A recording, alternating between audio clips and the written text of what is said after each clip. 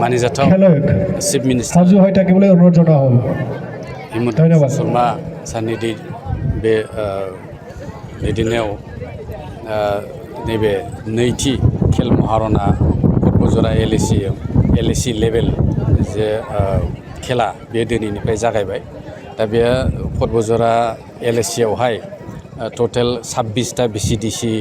नि गेजेरावहाय खेलाया जागोन आरो बेवहाय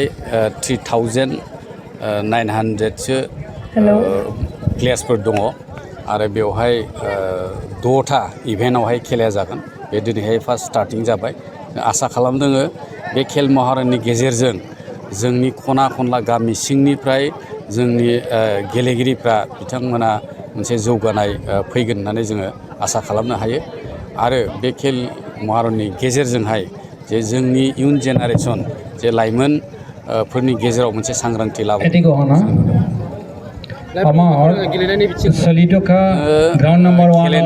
गेलेनायनि गेजेरजों जोङो नुनो मोनदों जे जोंनि आसाम गोबां साक्सेस जानायखौ जों नुनो मोनदों दिनैहाय जोंनि गोबां बेबायदिनो गेलेग्राफोर दङ जायफोर गेलेगिरिफ्रा गावनि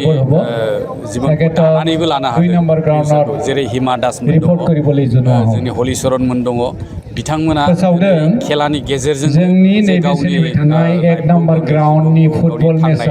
बेखौहाय दानानै लानो हादों बेखायनो आसा खालामो जे खेला गेलेनायनि गेजेरजोंबो जों गावनि